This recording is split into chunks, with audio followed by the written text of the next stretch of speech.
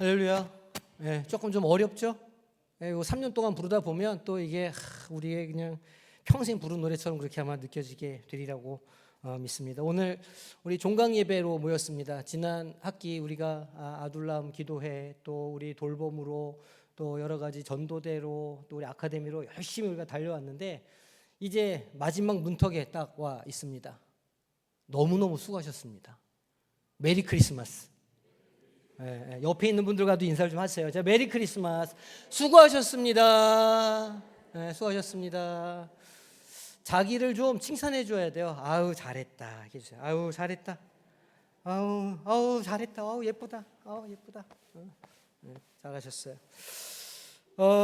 지난 학기 우리가 되게 좀 어려운 산을 넘었어요. 이 요한계시록이 결코 쉬운 그런 말씀이 아닌데 그래도 우리가 잘 따라오셔서 이렇게 끝까지 잘 마쳤다 이렇게 생각이 됩니다. 조금 어려운 상징들도 있었고 그래서 이해 안 되고 막 이런 일도 아마 있으셨을 텐데 정상에 딱 올라서 우리가 확인한 풍경은 두려움이 아니었죠. 우리가 끝내는 승리하는구나라고 하는 확신과 믿음이었을 겁니다. 기억하시죠? 어린 양의 혼인 잔치가 벌어지는 것 아닙니까? 영광스러운 그 자리가 있는 거예요. 다시는 눈물도 없고 사망도 없고 애통하는 것이나 아픈 것이 다시는 있지 않은 곳. 우리는 그곳에서 내가 다 이루었다라고 선포하시는 주님의 음성을 우리가 들을 수가 있었습니다. 그 벅찬 감격, 그 감격과 해피엔딩에 가슴을 품고 지난 학기를 마치게 되었는데 그 주님께서 오늘 말씀에서 뭐라고 그러냐면 알파와 오메가라, 처음과 마지막이라 이렇게 말씀을 하시는 거예요. 우리가 지난 학기에 다룬 게 뭐냐면 오메가를 봤어요. 마지막을 본 거예요. 그래서 이제 다음에 우리가 이제 다음 내년으로 넘어가면 그 알파를 보고자 하는 거예요. 그 시작이 어떻게 되었는가, 어떤 문제가 어떤 어려움이 있었는가를 좀 보려고 해요. 왜냐하면 예수님께서 오늘 말씀에 자기를 어떻게 소개하신다고요? 나는 알파와 오메가요, 처음과 마지막이요, 시작과 마침이라 말씀하고 계시기 때문이에요. 창세기 이 원역사, 그러니까 창세기 1장에서 11장 그리고 12장부터 50장까지의 이 역사를 우리가 다시 이제 좀 살펴보려고 하는 거예요. 그래서 이 거대한 구원 드라마가 어떻게 시작되었고 어떻게 진행되고 그래서 어떤 마무리가 그렇게 될 수밖에 없었는가를 우리가 좀 살펴보겠다는 거죠. 이렇게 물어보실지도 모르겠어요. 아니 같은 드라마도 다 아는 드라마 보면 재미가 없는데 우리가 결말을 다 알고 있는데 굳이 뭐 앞에 있는 이야기를 또 뭐 할 이유가 뭐가 있냐 이제 이렇게 이야기하실 것 같기도 해요. 그런데 그렇지 않습니다. 이 결말을 아는 사람만이 사실은 그 시작의 의미도 알 수 있는 거죠. 결말을 모르고 시작을 보는 사람은 그 줄거리를 따라가기가 바빠요. 우리가 이제 처음에 드라마나 영화 같은 거 볼 때 그렇잖아요. 이 끝을 모르니까 그 스토리를 따라간다고 아무것도 생각할 여유가 없는 거예요. 그런데 2번 보고 3번 보면 다른 게 보이죠. 최근에 제 딸이 이제 방학을 하면서 그 폭삭 소가수다를 정주행을 했어요. 한 3, 4일 동안. 또 본의 아니게 또 옆에 앉아서 그걸 또 보게 된 거 아닙니까? 또 휴지를 꺼내놓고 또 얼마나 울면서 봤는지. 아니 근데 2번, 3번 이렇게 반복해서 보면 안 보이던 게 보여요. 그런 게 있거든요. 그런 경험 하시잖아요. 그런데 성경도 그렇다는 거예요. 우리가 결말을 분명하게 아는 상태에서 다시 처음의 이야기를 보면 이게 이런 의미가 여기 담겨 있구나. 이게 이런 그 스토리가 여기 숨겨져 있구나라는 걸 우리가 확인할 수 있게 된다는 거예요.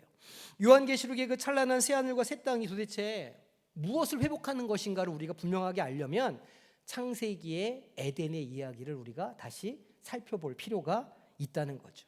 우리가 받은 구원이 얼마나 값비싼 것인가를 알려면 죄가 얼마나 끔찍한 건가를 알아야, 그 처참한 기원을 알아야 오늘 우리가 받은 은혜의 무게가 어떤 것인지를 다시 조명할 수 있게 된다는 거예요.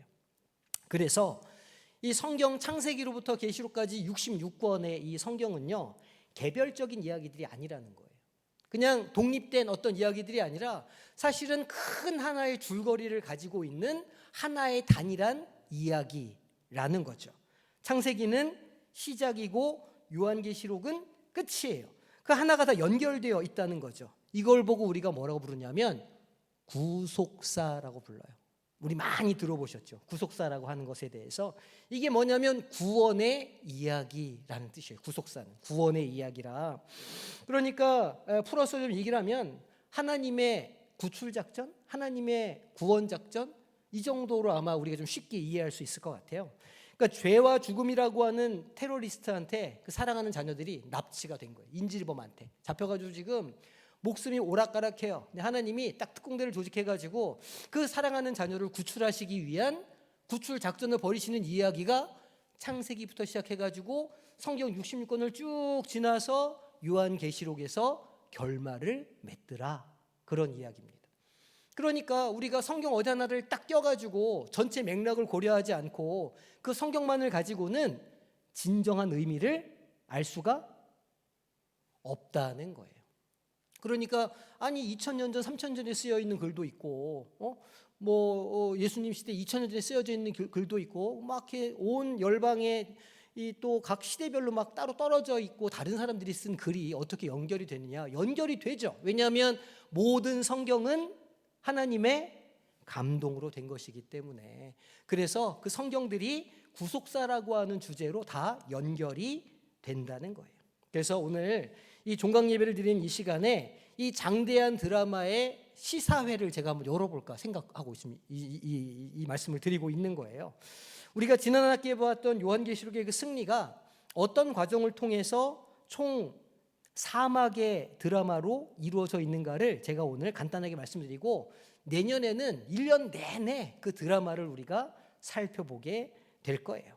자, 우리가 먼저 어떤 이 안경을 쓰고 성경을 봐야 되는데, 그게 뭐냐면 구속사라고 하는 성경이. 그러니까 앞으로는 성경을 보실 때 구속사라고 하는 안경을 딱 쓰고 성경을 보시는 거예요. 아, 이게 하나님이 우리를 구원하시기 위한 전체 계획 속의 한 장면이구나라고 이해하시고 성경을 보면 된다는 거예요. 근데 그렇게 보면 성경에 수많은 인물들이 등장하는데 그냥 그 사람들의 이야기를 따로 떨어놓고 보면 위인전처럼 읽을 수 있거든요. 아, 다윗 믿음 좋은 사람이었네. 요셉 대단하네.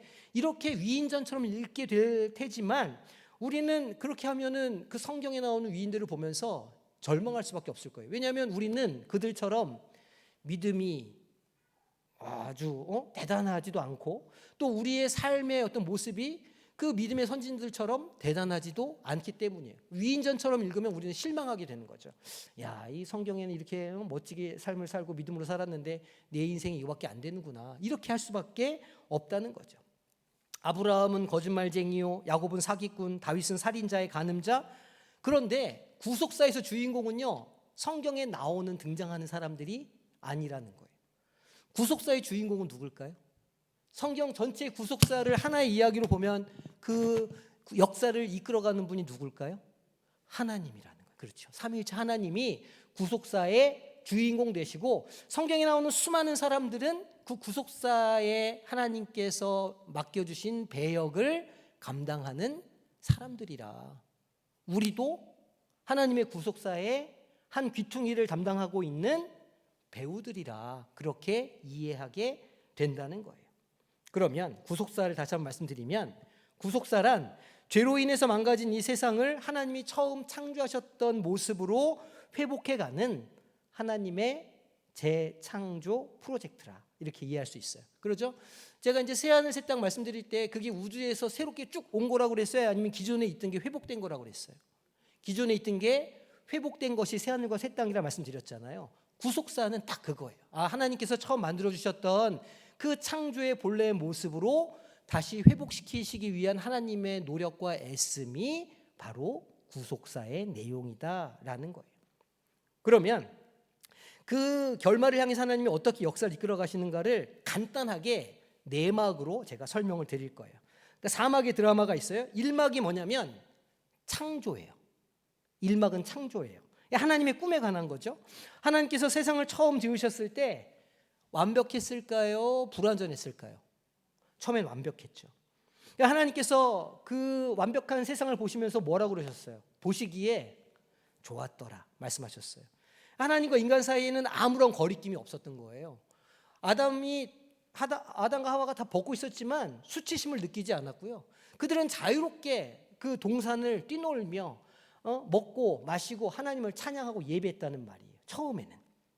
이걸 히브리어로 샬롬이라고 불러요. 샬롬이 뭐죠?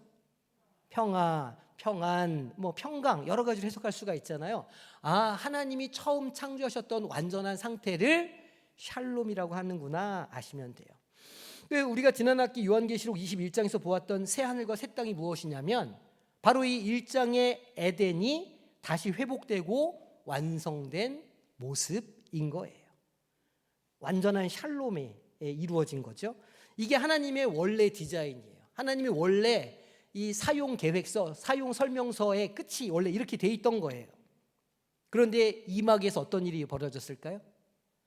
타락, 꿈이 깨졌어요. 비극이 발생하게 된 거예요. 여기에는 우리가 이제 다음 1월 달에 배울 원역사의 핵심 내용이 이 타락이기도 해요. 인간은 원래 하나님의 사랑받는 파트너로 이렇게 살았는데 만족하지 못했죠. 누가 꼬셨을까요? 네, 죄가, 뱀으로 상징된 죄가 인간의 마음을 유혹했어요. 그래서 하나님만으로 만족하지 못하고 그 거짓말에 속아서 내가 내 인생의 주인이 되겠다. 내가 내 인생의 즐거움을 내 스스로 찾아보겠다. 내가 내 인생의 가치를 내 스스로 부여하겠다. 이렇게 딱 마음을 먹고 나서 하나님께 반역을 저지르게 됐어요. 이게 성경에서 말하는 타락이고 죄의 모습이에요. 그러니까 성경이 말하는 죄는 그냥 나쁜 짓 하는 거, 도덕적이고 윤리적인 죄를 말하는 게 아니에요. 생명의 근원 되신 하나님과의 관계가 끊어지는 것, 이걸 성경은 죄라고 부르고 있는 거죠. 그래서 그 죄를 지은 인간의 결과가 무엇이었죠? 가장 먼저 인간을 찾아온 감정이 무엇이었을까요? 수치심이었어요. 창피해요. 조금 속된 말로 쪽팔려요. 내가 사는 거 누구한테 들키면 쪽팔리고, 내 본심을 들키면 쪽팔리고, 내 안에 뭔가 드러나는 게 되게 수치스러워요. 이게 죄의 결과라는 거예요. 수치심을 느낀다는 건 내가 죄인이라는 거를 알게 해준 하나님의 어떤 장치임과 동시에 내가 그거 피를 물려받았구나라고 하는 죄의 증거이기도 해요. 수치심을 느낀다는 것. 그리고 그 다음에 그 수치심으로 인해서 뭘 했을까요? 하나님 앞에서 거짓말. 예습하셨습니까? 오늘 하나님 앞에서 수치심으로 인해서 거짓말했죠. 자기를 가리고 거짓말을 하고 핑계를 대고 자기의 죄를 어떻게 했어요? 자꾸 누구한테 넘겼어요. 도망다니기 시작하는 거죠. 대면하지 못하고. 그래서 자기 아내, 사랑하던 아내, 내 뼈 중에 뼈, 살 중에 살이다 막 이렇게 했던 사람이 이 여자가 자꾸 나한테 이렇게 해가지고 하고, 또 하와는 뱀이 이렇게 계속 죄를 전가하는 일들을 하게 되었고 결국은 실낙원하게 된 거예요. 그리고 죽음이 찾아왔죠. 땅은 가시덤불을 내게 되고 형은 동생을 돌로 쳐 죽이는 비극이 시작됐어요. 마치 바이러스가 막 퍼지는 것처럼 죄가 온 세상을 뒤덮게 되었다는 거예요. 이제 인간은 스스로의 힘으로는 절대 하나님께 돌아갈 수 없는 죄의 법 아래에 빠져들게 됐어요. 죄의 인질로 잡힌 거예요. 죄라고 하는 테러리스트에게 인질로 사로잡혔어요. 이게 이막의 암울한 끝이에요. 그러면 이제 3막이 시작돼야 되겠죠. 3막이 무엇이냐면 구속이에요. 구속. 구원의 이야기죠. 만약 드라마가 2막에서 끝났으면 성경은 비극으로 끝나고 말았을 거예요. 그런데 하나님은 포기하지 않으셨어요. 정녕 나를 따르리니, 시편 23편 6절에 우리 이제 새벽기도의 주제인데, 정녕 나를 따르리니 할 때 따른다라는 말이 라다프라고 하는 뜻이거든요. 근데 그 라다프에 어떤 의미가 있냐면 쫓아간다, 추격한다, 쫓는다, 이런 의미가 있어요.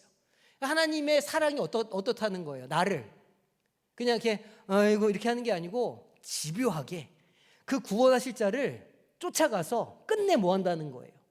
구원하신다는 거예요. 그게 3막의 이야기예요.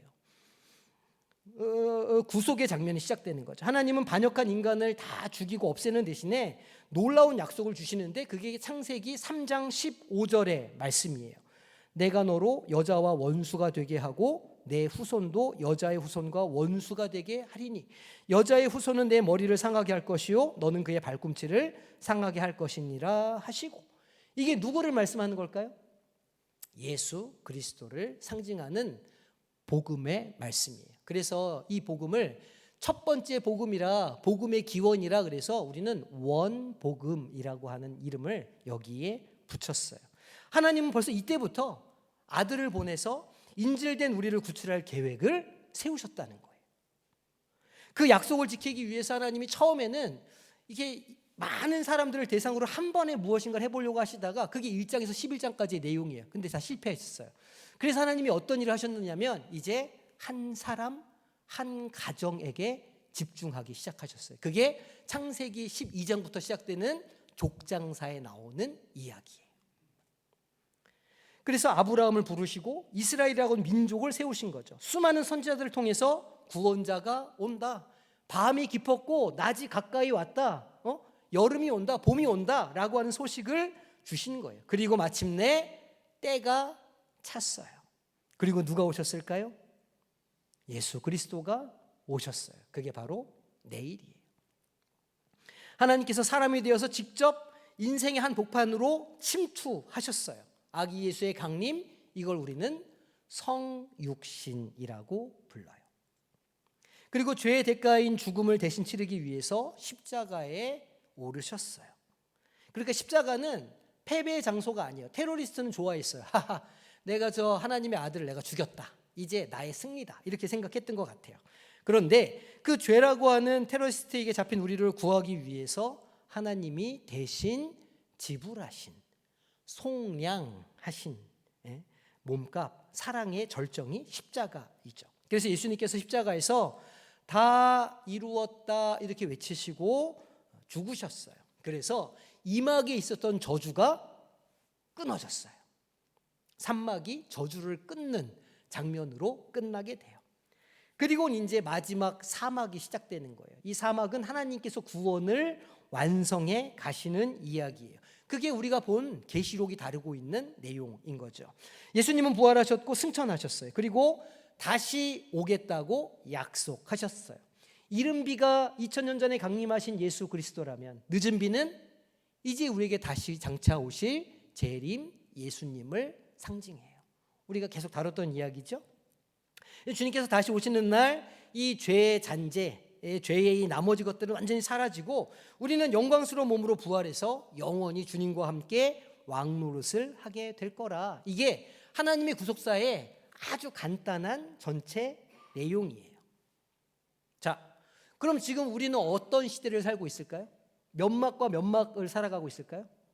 산막과 사막 사이를 살아가고 있어요. 이해가 되시죠? 좋아요. 이미 구원이 시작됐어요. 그거를 우리는 이미와 아직이라고 하는 개념으로 설명한다고 말씀드렸어요.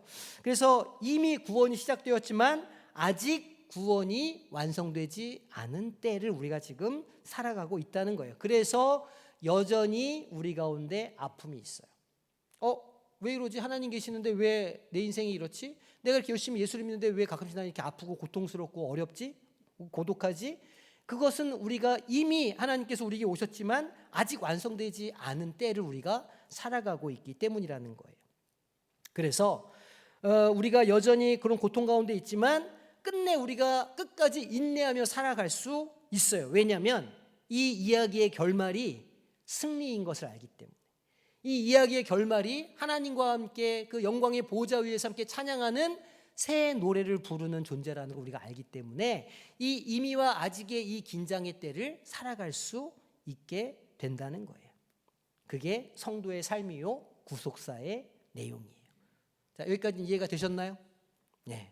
그러면 왜 우리가 원역사, 그러니까 창세기 1장에서 11장 그리고 12장에서 50장까지의 원역사와 족장사를 봐야 되느냐? 창세기로 왜 돌아가야 하냐면 그 이유는 분명해요. 시작을 모르면 그 과정의 은혜를 깨닫지 못하게 되기 때문이에요.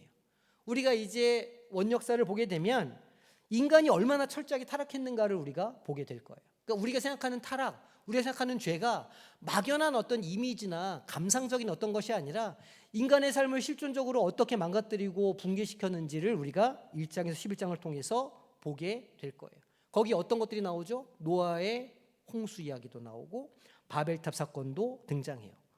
이 원역사가 우리에게 알려주는 것은 무엇이냐면 인간 자신에게는, 인간 스스로에게는 희망이 없다는 걸 얘기해 주는 거예요. 그래서 예수님이 필요하구나, 그래서 하나님이 직접 우리 가운데 오실 수밖에 없었구나라는 걸 보여주는 게 원역사가 보여주는 일이에요. 내 병이 얼마나 심각한지 알아야 의사 대신 예수님이 귀한지 알게 되죠.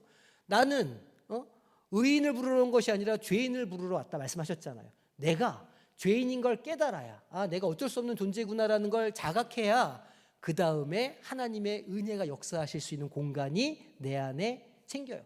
아니 왜 나에게 하나님 역사 안 하시죠? 왜 내 삶은 이렇게 맹맹하고 뭔가 맨날 붕 떠 있는 것 같죠?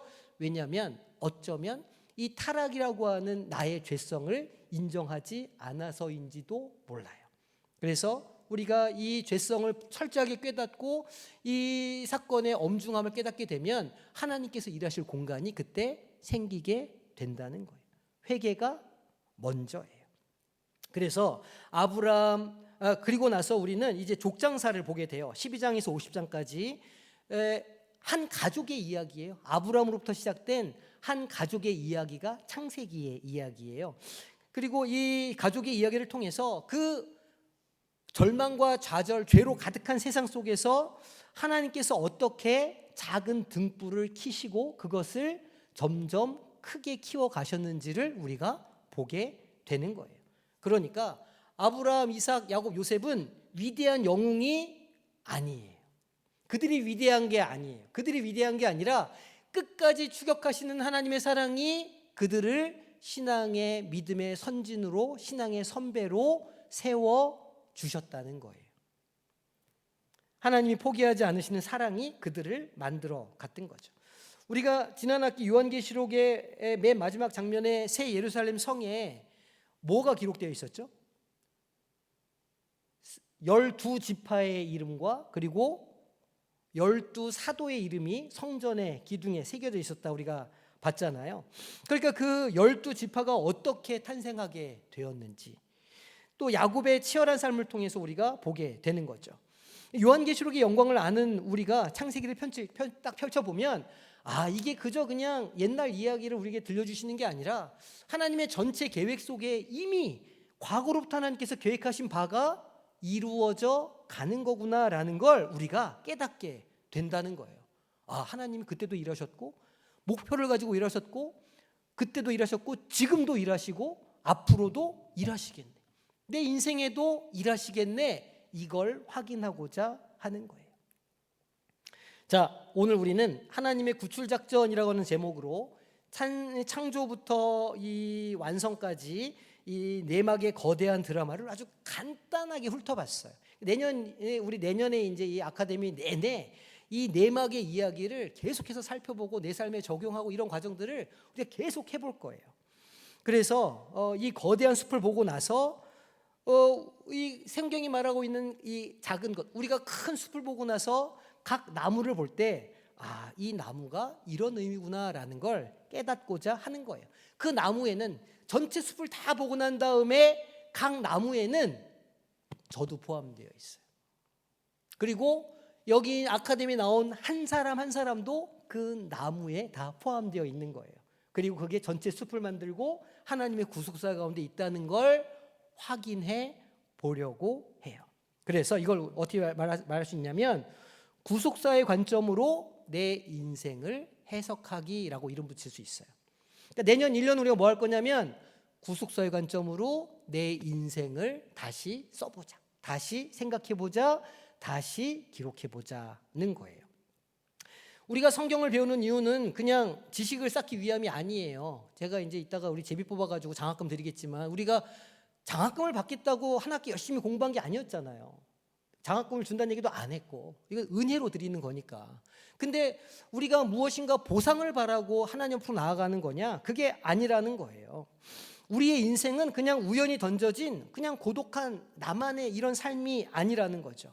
하나님께서 친히 감독이 되셔가지고 친히 연출 지도를 하시고 이렇게 해서 이끌어 가시는 거대한 구원의 드라마의 일부분이라는 거죠. 그래서 때로는 우리 인생에도 타락과 같은 실패가 있을 수 있어요. 완전한 실패를 경험할 수도 있어요. 너무너무 아픈 때를 지나갈 수도 있어요. 그런데 그게 끝이 아니에요. 왜냐하면 하나님께서 제 3막 뭐를 준비하고 계시죠?